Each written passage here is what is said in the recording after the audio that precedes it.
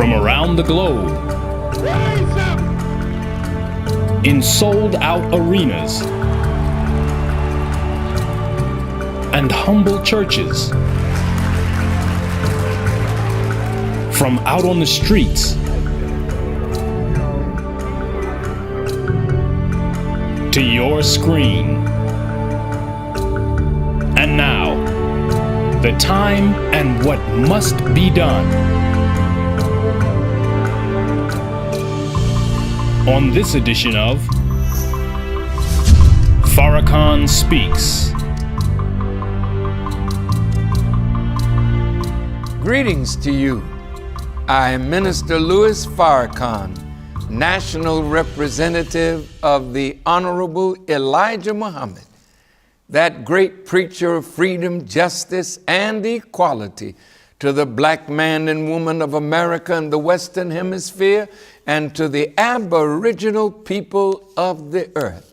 He is the eternal leader of the nation of Islam and a warner to the government and people of the United States of America and the nations of the earth. By the grace of God, I am so pleased to be back before these cameras and microphones once again to bring you another part of a nation kneeling down before its record and God saying, "And you will be requited for what you did." In the Bible, it talks about a time of betrayal. And I mentioned in last week's broadcast all the betrayals of the so-called friends of America, assassinating their friends. And there was one that I missed, maybe a couple, but I was in the former African nation of Zaire on my African tour. And the president of Zaire, Mr. Joseph Mobutu, came to the airport to meet our delegation, and our chartered jet was late, but he waited a long time. And when we finally arrived, they whisked us away to his palatial retreat. And there he had a great evening for us, and then he took me away in a private room, and he said to me in a very sad tone, he said, "Brother Farrakhan, I did everything for America, and they won't even talk to me. They kicked me to the curb."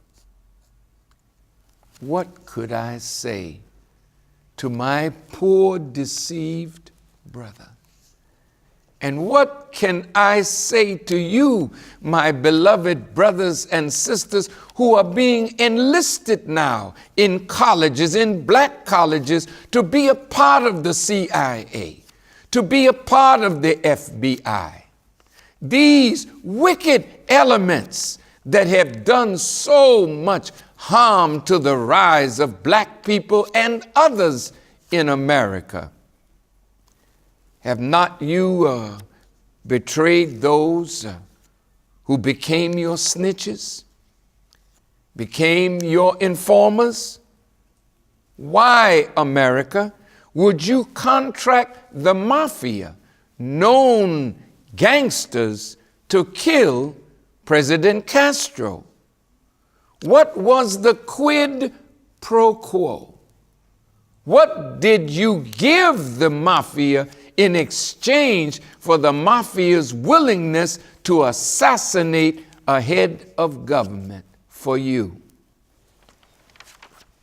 And you don't want me to invite to a table of unity gang members in Chicago? You lied and said Farrakhan wants them to be used to protect whatever we purchase. That is false. We are very well able to do that ourselves. No, they are our family. And we wanted to invite them to the table to give them a role to play in the rise of our people. Well, Salvatore Giancana, the chieftain of Cosa Nostra, the mafia, and the successor to Al Capone, well, he met with some of his colleagues at the Fontainebleau Hotel in Miami Beach. Giancana suggested that rather than try to shoot or blow up Mr. Castro, some type of potent pill that could be placed in Castro's food or drink would be much more effective. He said a corrupt Cuban official named Juan Orta, who was in debt to the syndicate and had access to the Cuban leader, would carry out the poisoning. The CIA subsequently obtained and supplied 6 pills of high lethal content to Orta, but after several weeks of abortive attempts, Orta demanded out of the operation. Are these kinds of wicked acts still being perpetrated by the FBI now? Because the FBI under J. Edgar Hoover in the Church Commission hearings, they brought home every wicked trick that they used to destabilize nations and put nations at odds with each other and people within nations at odds with each other. They brought those tricks home to America to use it among black organizations that were struggling to better the quality of life of black people in America. Well, you know, this Cuban official owed something to the syndicate. You that are listening to this broadcast, what do you owe? You that want to shorten your prison time for evil acts that you do, you would go to court and lie for those in authority to put your brother under the table or in a jail cell?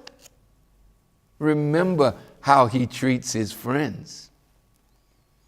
I feel sorry for you, snitches. I feel sorry for you that would do the bidding of your enemy and mine. But I warned you last week, what you planned for us, you've already planned it for yourself. All of this happened during the Kennedy administration. Additional proof of this is a book published in 2013 by journalist Bill Dean called Smooth Criminal. In it, he claimed that former President John F. Kennedy endorsed freeing rapists, drug dealers, and mafia hitmen from prison so they could attempt to murder communist leader Fidel Castro.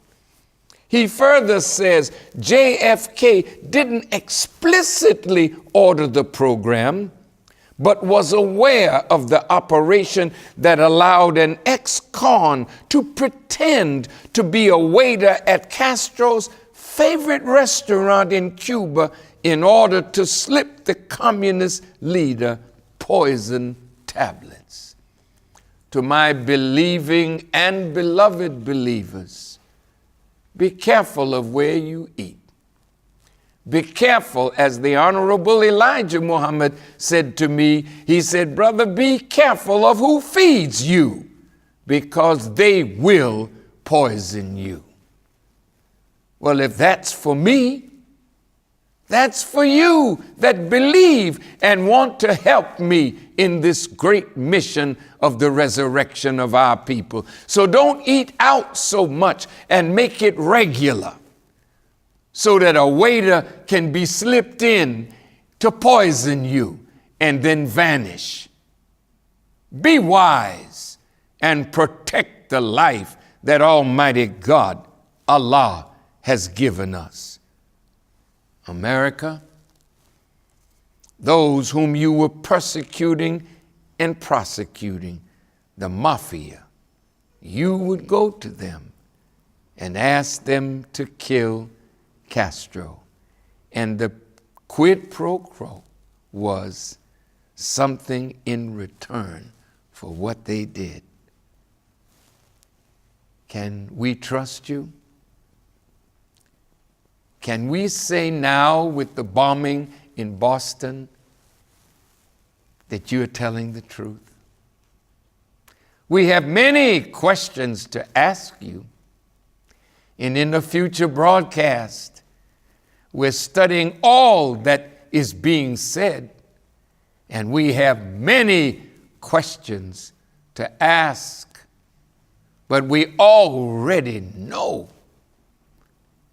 that you have created many lying wonders. Is this another one? What would make you close down a whole city? Even close airspace and put 9,000 soldiers of various organizations of security into Watertown? What made you act like that? Well, these are some questions, because you certainly had a deeper motive. Were some of your contractors present? Did they have backpacks on? We'll be back at that one. But I'm saying to the American public, you are always duped. They lie, and then they probe you with polls to see how many of you were caught up in the lie. You know, it's a terrible thing. I don't care what your political aspirations are, to make a bomb and kill people who have nothing to do with your political aspiration, but who would stand watching their families come through a finish line only to be killed and their legs blown off and other horrific wounds given to them. I noticed that the bombs didn't go off while the stars of the marathon, who complete their marathon between 2 hours and 2 hours and 40 minutes. But it was in the 4th hour, 9 minutes after the 4th hour, that the bombs went off, when the families of those who would take 4 hours would be at the finish line, cheering on their family members, rooting for the causes for which they were running. Well, we'll talk about this in a future broadcast. Satan deceived the whole world. Shouldn't you look behind everything that a natural liar speaks? If Satan deceived the whole world, don't you think we are in the world and can be deceived with lying wonders? You should wake up and look behind everything that a mischief-making liar brings before the American public through a controlled media. Satan is the father of lies. In the King James Version of the Bible, and by the way, some of you said, you here quoting the Bible. Yes, I am.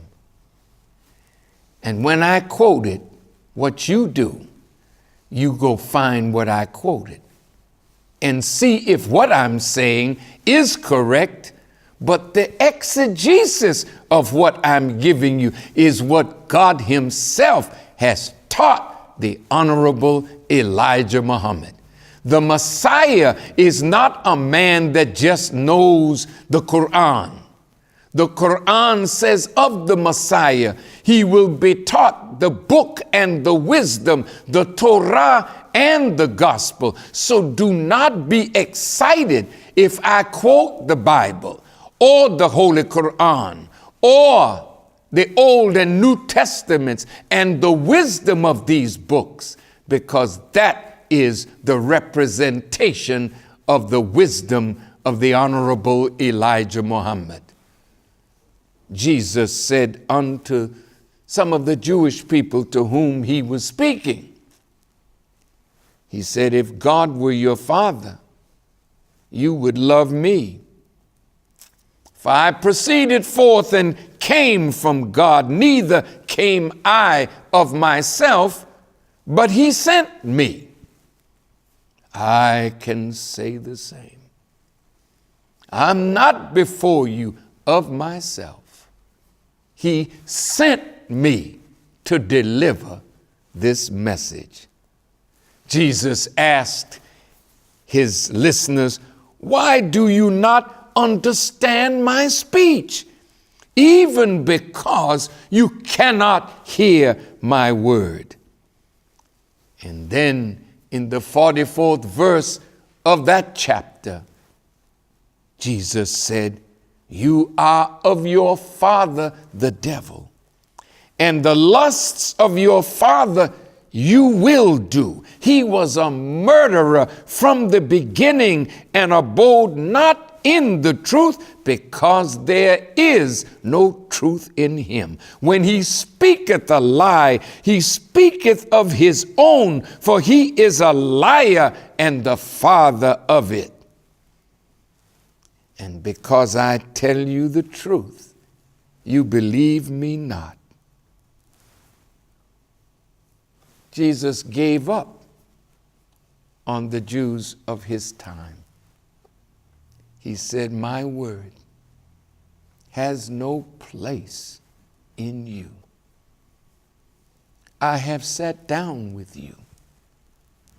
I have broken bread with you. We have dialogued together, but what I say,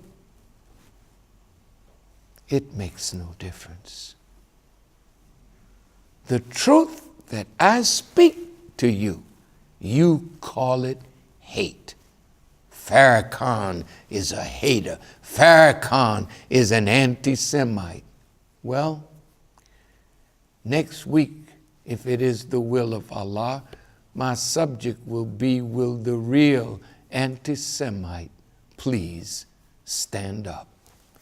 And we'll see who the real anti-Semite is, because it certainly is not I. But we will put the shoe on the foot to whom it belongs, and we will pin the tail on the donkey. Look at what Jesus said about this man.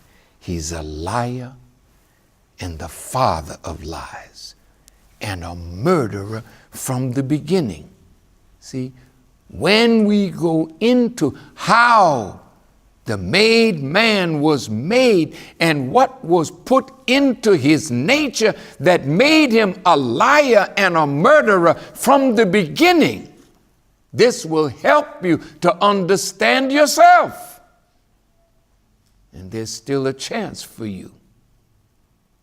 But it is only the great Mahdi who can bring you out of the nature of your making and reshape you that you may be fit to live in the Sabbath of the Lord. He said, I came to tell you the truth, and now you seek to kill me, a man that has told you the truth. See, when I read some of your filthy and vile language, this is what shows that you are bereft of argument. Well, let's go on, because these desert creatures are the ones that are in power in the Western nations, and you that are in the Middle East that are a part of the Babylonian Empire, I hope that you are not becoming a jackal, a hyena, a wild goat, or an owl, or a nocturnal bird of prey. I want you to look in the mirror as we go on. A desert, any area in which few forms of life can exist because of lack of water, permanent frost, or absence of soil. Synonyms are a wasteland, a barren wilderness. A desert is this kind of place because there's no life in it. Well, if you hide the truth and mix up truth with falsehood, water in the scripture is also symbolic of truth, because no life can exist without water, and no people can enjoy what God has made of them or made them to enjoy without truth. So we are told, call to the way of your Lord with justice and in good voice.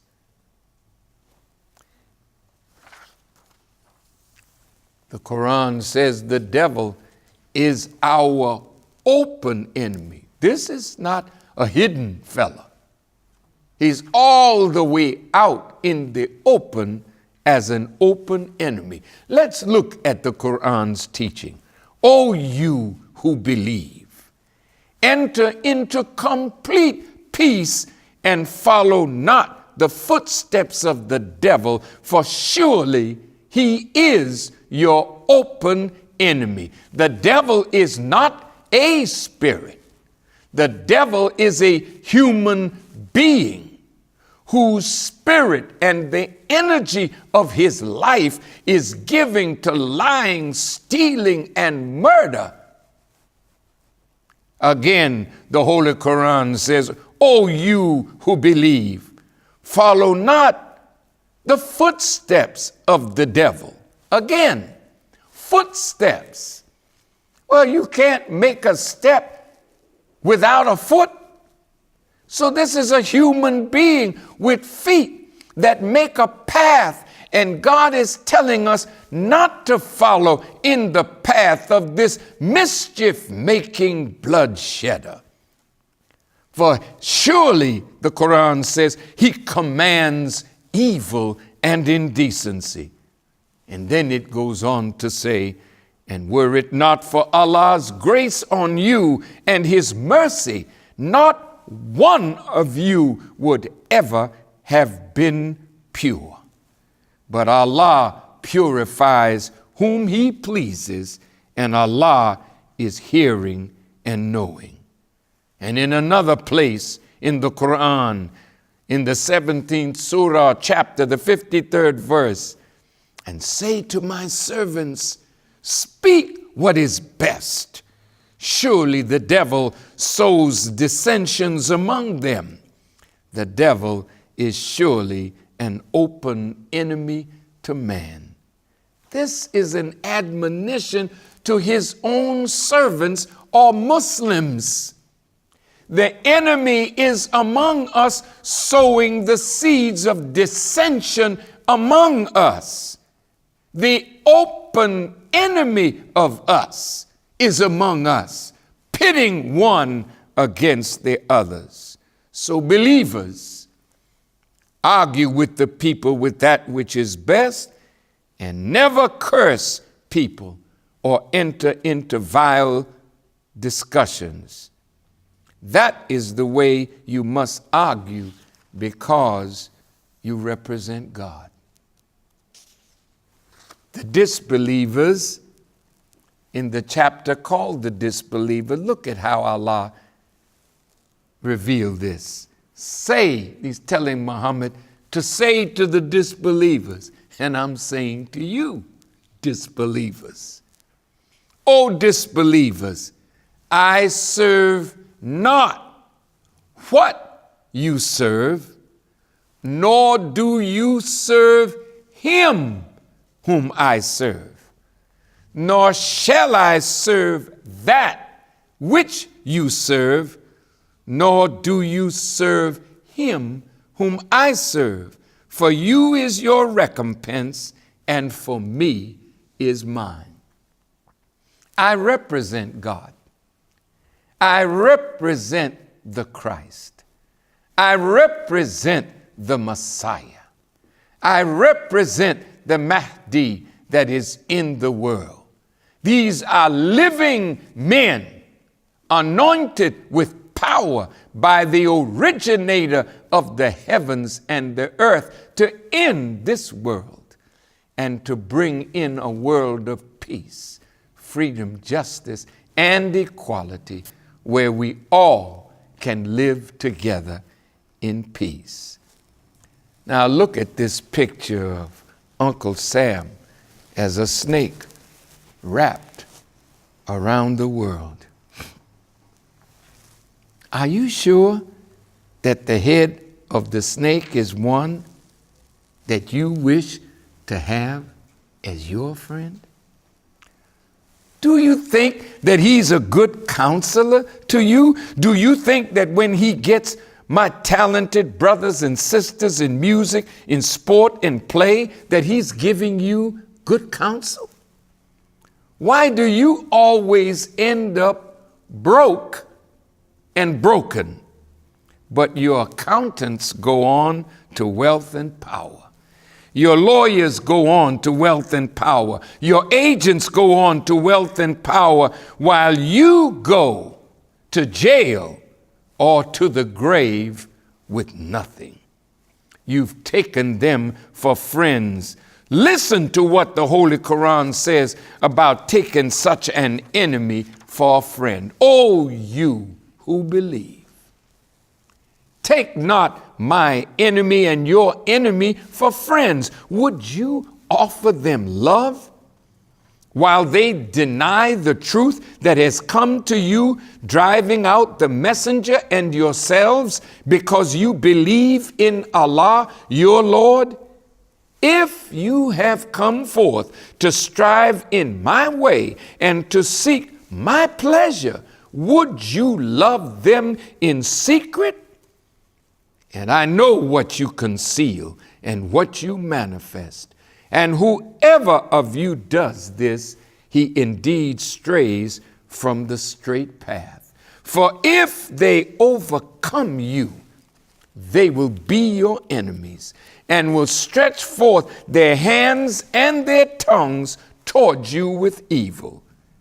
And they desire that you may disbelieve. I have met the great ruler of Qatar, the emir.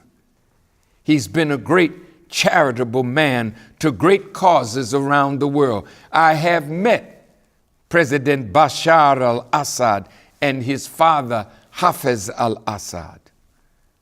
These leaders that I just mentioned are in the crosshairs of both God and Satan, because Satan cannot do the evil that he wishes to do to the Islamic world without the help of those who consider themselves Muslims. I met the Prime Minister of Turkey, Recep Tayyip Erdogan. I met him when he was the mayor of Istanbul, and he hosted a dinner for me and those with me. These are not bad people, but even good people can make mistakes in choosing their friends. Look at Jesus and Peter.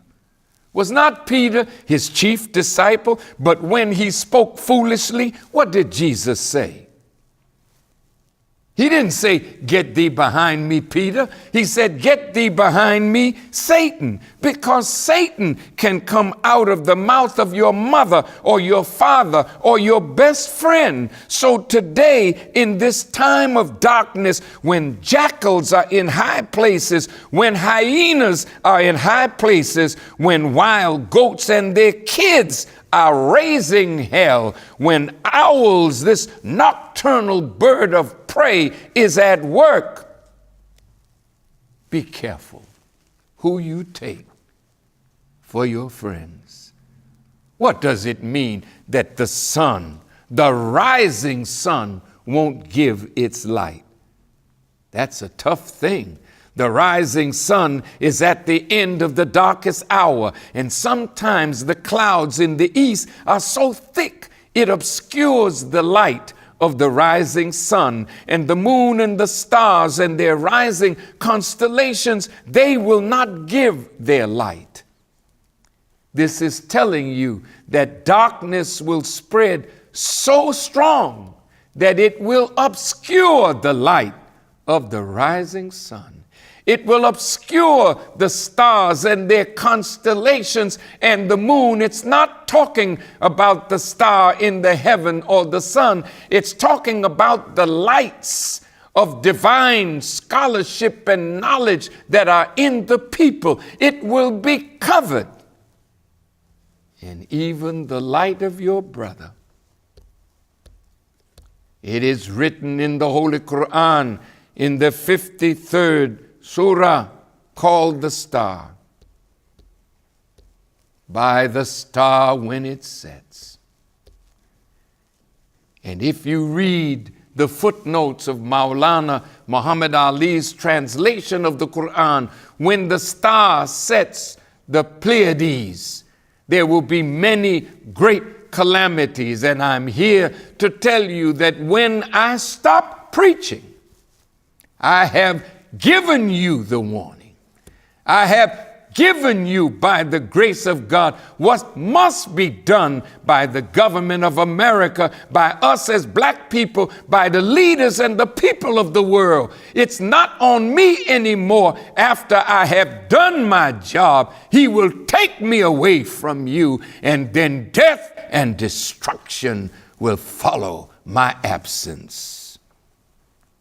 This is why it is written that we should take refuge in the Lord of the dawn.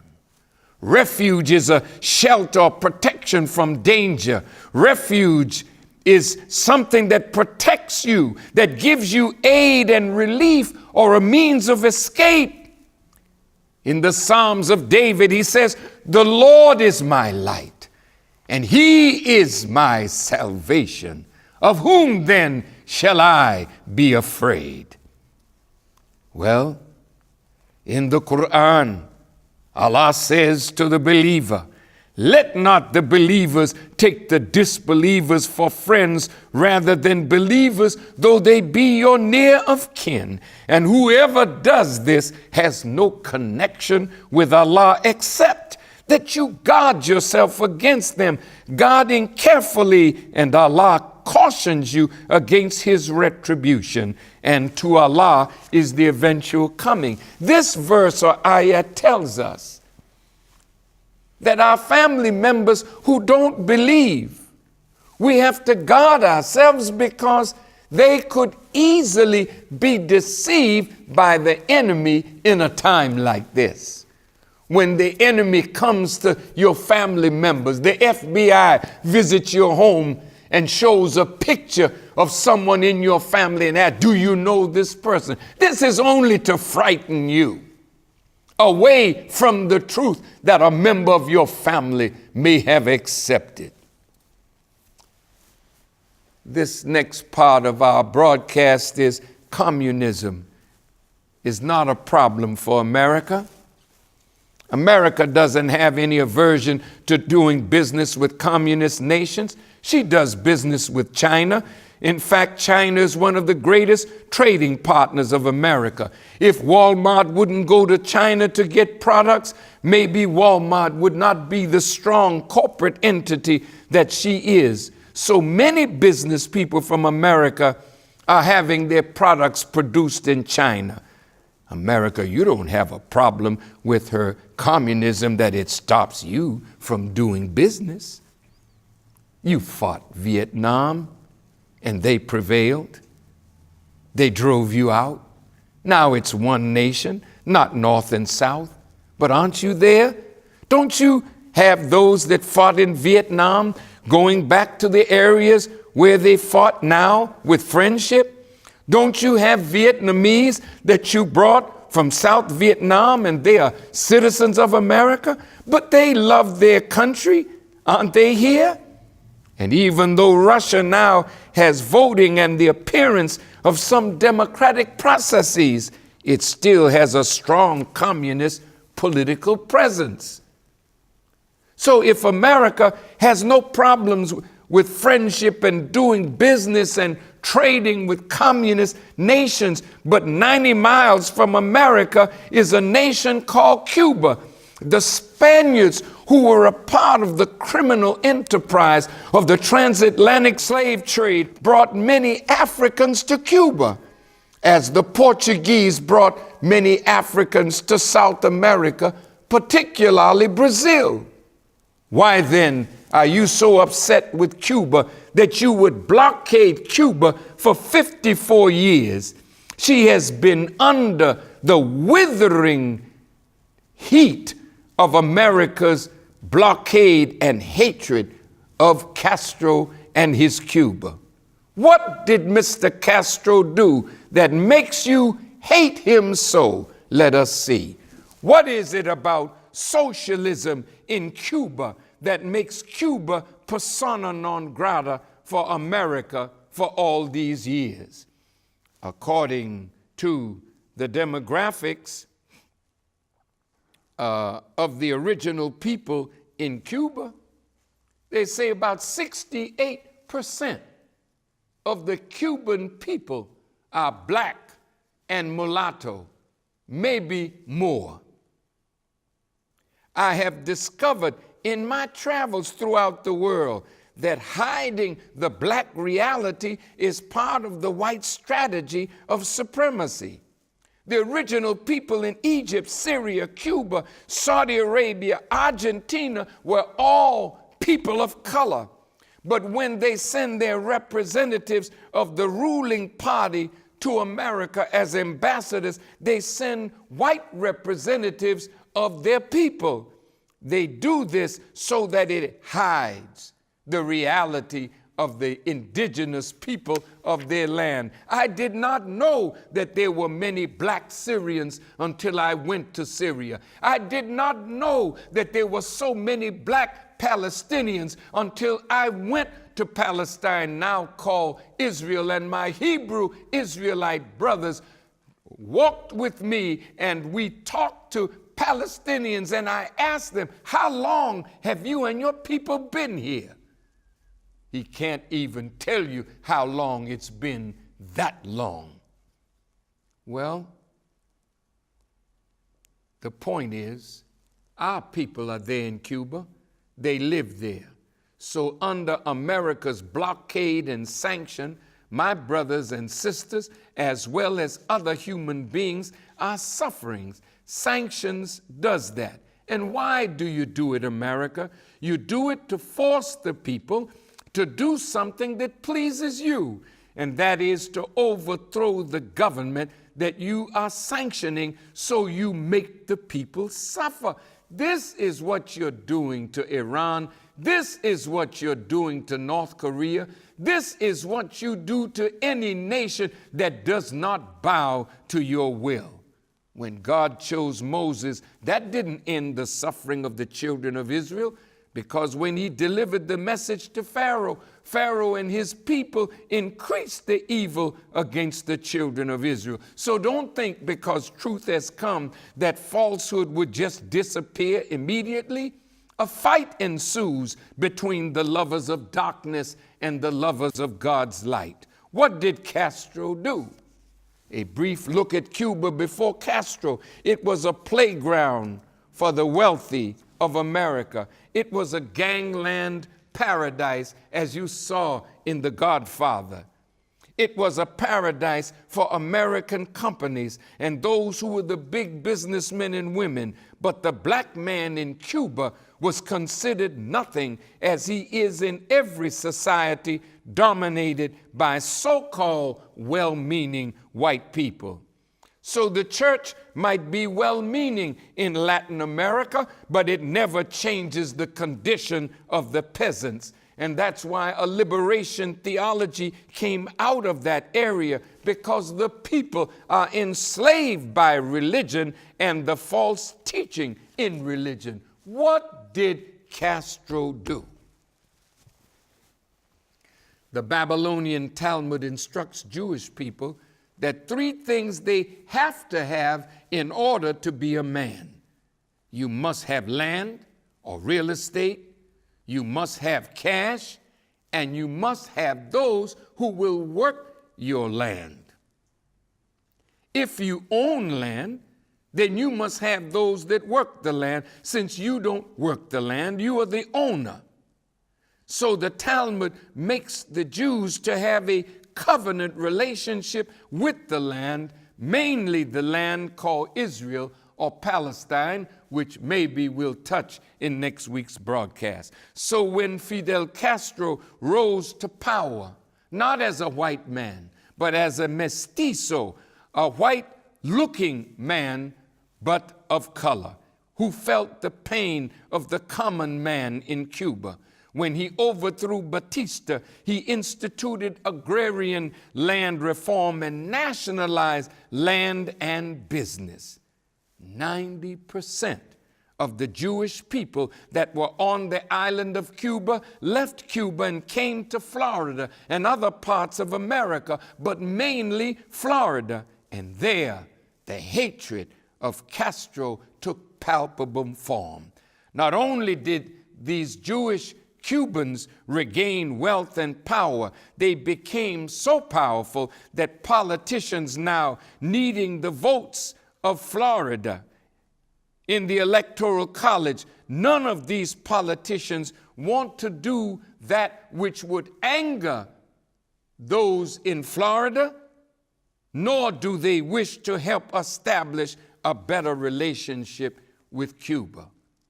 All Central America and South America is awake now, and they are angry with America, not only because of your treatment of them, but because of your treatment of Cuba. And if you want friendship with South America and Central America, you're going to have to adjust your policy towards Cuba.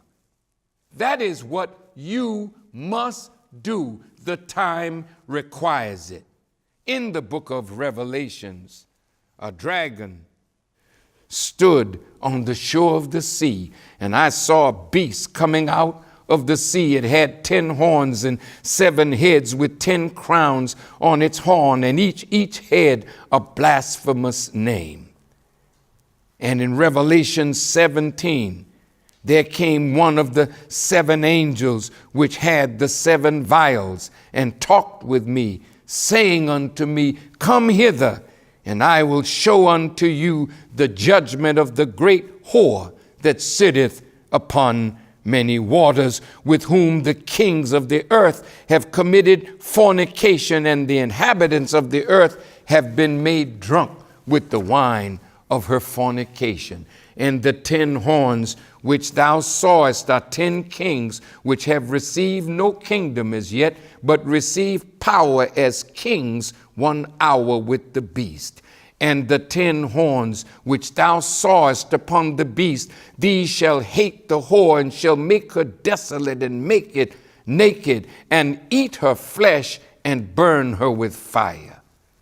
Oh, my beloved brothers and sisters, the scholars universally agree that the 7 heads represent the 7 hills upon which Rome sits, and the 10 horns represent 10 independent governments, and a beast rising up out of the sea means a great power rising up out of the navy. The prophets didn't even give this world the respect of calling them human beings. It called them beasts. Many of you scholars have said that the 10 horns represent the 10 countries of the common market. But the Honorable Elijah Muhammad said, no, sir. He said those 10 horns represent 10 governments in Central and South America, which would give their power to the beast for a season. Then they will hate the whore and make her desolate. So now you see in Central and South America a growing movement toward socialism. Let me point out something to you that we mentioned to President Clinton.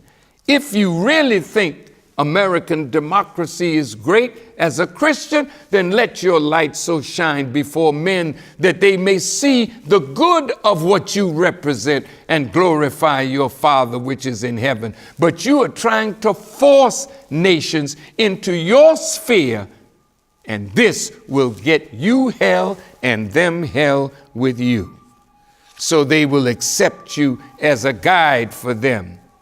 Well, Castro's cry is socialism, and that is the fear of the Babylonian Talmudic Jews who own tremendous hectares of land, not only in Central and South America, but also in Africa and Asia and throughout the world. So socialism or communism is a doctrine they have to fight because it ends their wealth and their power. Wherever socialism rises, capitalism begins to die. The Honorable Elijah Muhammad said to me that communism or socialism is the last stage of Western governance before the entrance of the kingdom of God. So the international Jew is affected by the rise of socialism. So it is in their DNA to fight anything that will raise the common man. This is why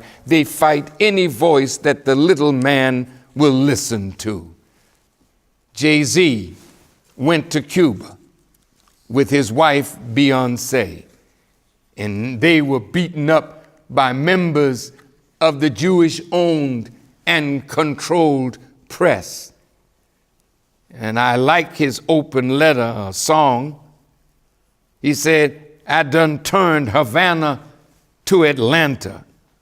Boy from the hood, but got White House clearance.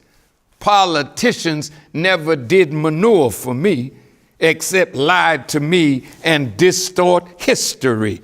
Want to give me jail time and a fine. Well, fine, let me commit a real crime. Let me say, Brother Jay-Z, beloved, you already committed a great crime when you went there, when you met with your people, when you spoke the strong words that you have just spoken.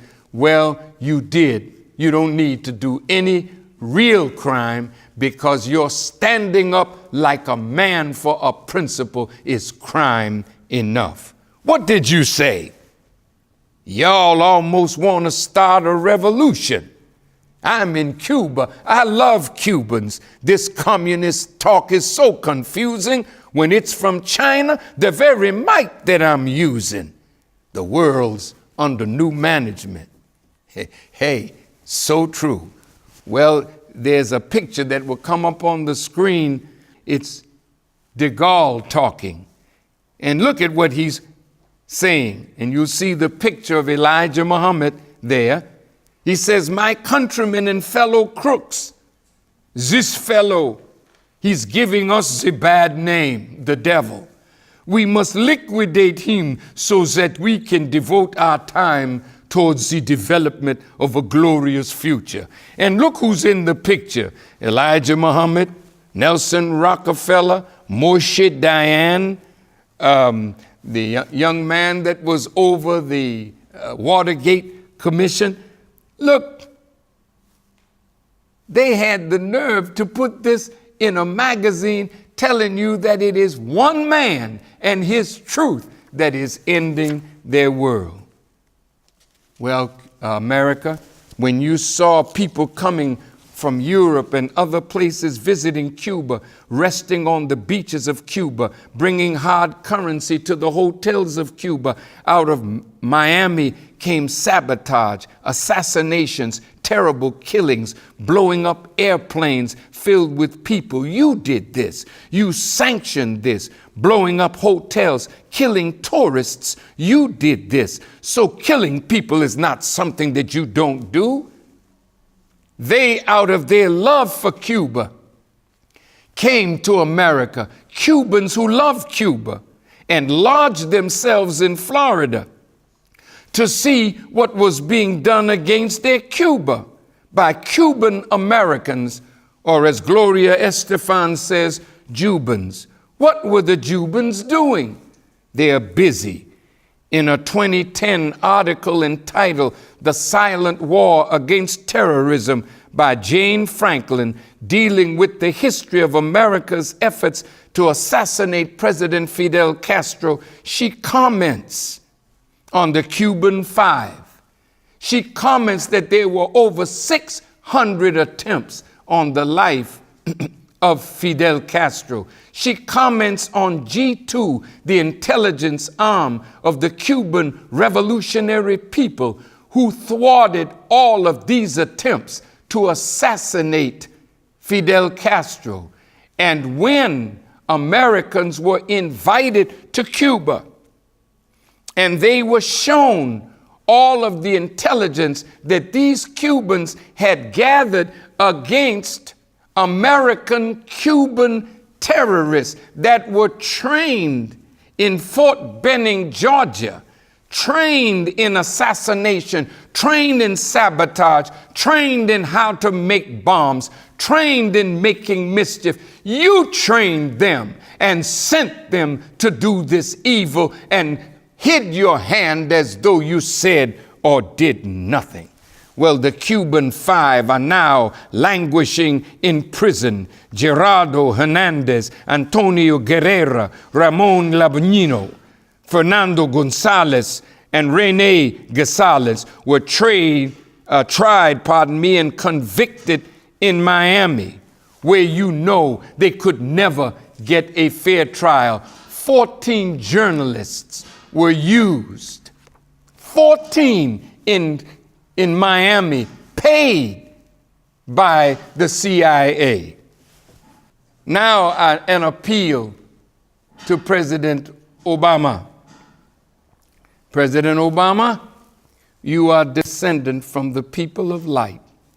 This is what made you so attractive to the entire world. But you are surrounded by jackals, by hyenas, by nocturnal creatures, by wild goats, and they want to use you as the instrument of their wicked, wicked aim and policies and desire for the rest of the world.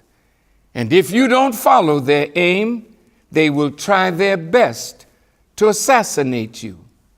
I know you are in between a rock and a hard place, my brother.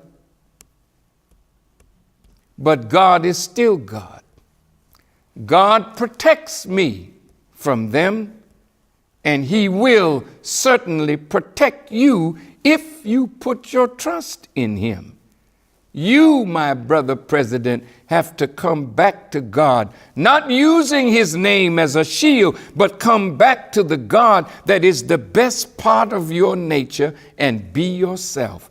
And then stand up against those who would have you attack those who have done you no harm, and you know it. You are from the God of righteousness, and that beauty in your soul is what has made the world come to your door. You are potentially a very beautiful man, but you are surrounded by these nocturnal creatures.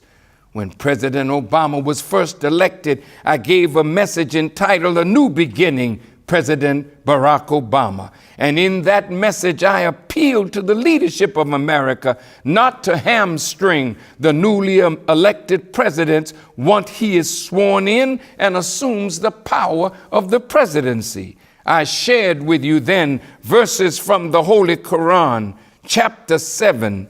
And to Thamud, we sent their brother Saleh. And he said, "O my people, serve Allah. You have no God other than He. Clear proof has indeed come to you from your Lord. This is Allah's she-camel, a sign for you." And when they hamstrung the she-camel and revolted against their Lord's commandment and said, "Saleh, bring on us what you threaten us with if you are of the messengers." So the earthquake seized them, and they were motionless bodies in their abode. And as we see here, the wicked did hamstring Allah's she-camel, and forces within America at every turn are hamstringing President Obama from doing what I believe is deep within his heart to make America a better America and make the world a safer place to travel. Thank you for not following Israel's scientists. Thank you for asking the United Nations to investigate the charge that the Assad regime is using chemical weapons. Be warned, America. What is on the way to you is a great earthquake like it happened to Sodom and Gomorrah. I pray for you. I ask God to bless you, Brother President, and keep you from the snare of the nocturnal creatures that surround you. So in closing, America, you must advance a better policy toward Cuba. You must not follow the hatred of your friends in Florida. And to those of you who are Jewish, please remember that if you use your tremendous power and influence to guide America again into war, this will be the end of your power as a Jewish people and nation universally, and America will go down if she follows your errant, insane arrogance and guidance. Thank you for listening. Tune in next week, same time, same station, and tell your friends to do the same. Assalamu alaikum. Brothers and sisters, please log on again next week and every week this year for the time and what must be done. Tell your friends, tell your family. Log on to noi.org every Saturday, 6 p.m. Central Time for truth, guidance, and unequaled love from the national representative of the Most Honorable Elijah Muhammad and the Nation of Islam, the Honorable Minister Louis Farrakhan. Pass on the word every Saturday at 6 p.m. Central Time at noi.org. The time and what must be done. Remember, to have Minister Farrakhan answer your questions, tweet them to @LouisFarrakhan, #AskFarrakhan. And to add this message to your library or as a gift for someone you love, go to store.finalcall.com.